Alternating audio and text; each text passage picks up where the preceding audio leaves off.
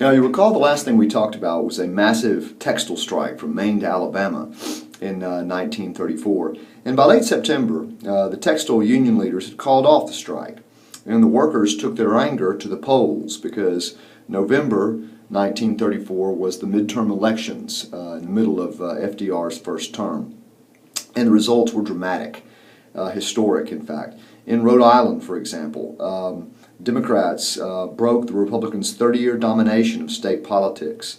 In South Carolina, voters rejected a conservative, in this era only a Democrat would have been elected in South Carolina, but voters rejected a conservative Democrat and elected a guy named Olin T. Johnston to Congress, a former mill worker and a New Dealer.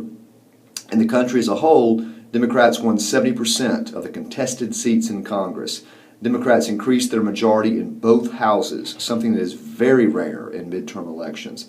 Typically, the party in power in the presidency will see setbacks in the midterm. No, people double down on Democrats.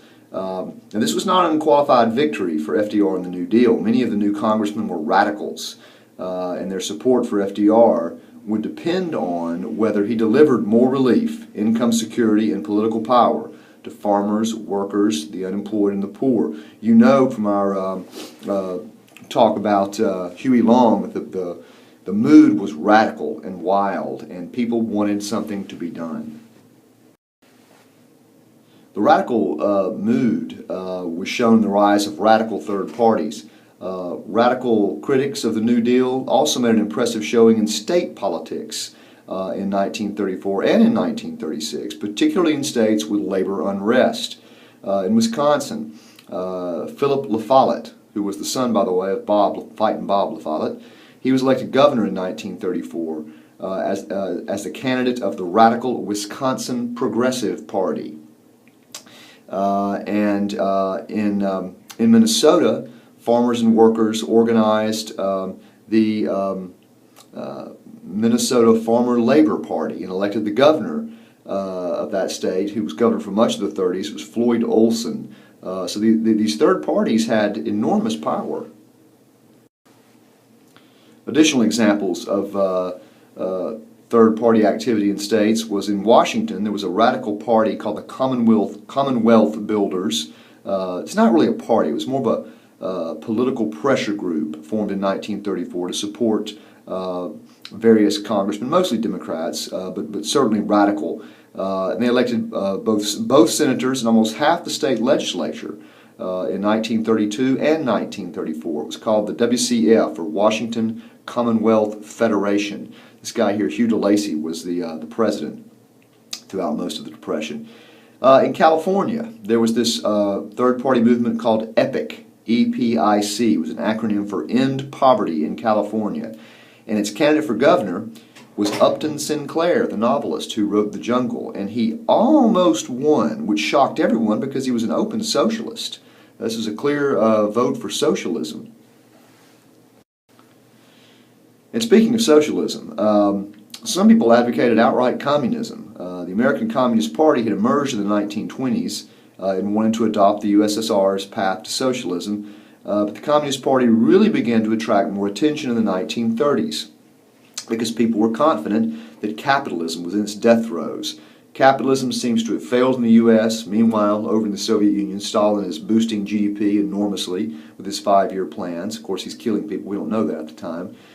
So communism looked really good, and so they had a heyday in the 30s. Communist Party organizers worked with the poorest and most vulnerable populations, homeless urban blacks in the north, black and white sharecroppers in the south, Chicano and Filipino farm workers in the west, and they organized them into unions and unemployment leagues.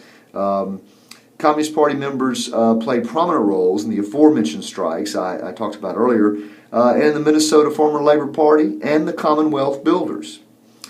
And in 1935, they stopped preaching world revolution and called instead for a popular front of democratic forces against fascism. Now, we'll need to talk about this in class. And they would have denied it at the time, but the Communist Party in America did take orders from Moscow. And Joseph Stalin said, okay, stop preaching the revolution. We've got to form common alliance with the democracies to stave off the rise of fascism.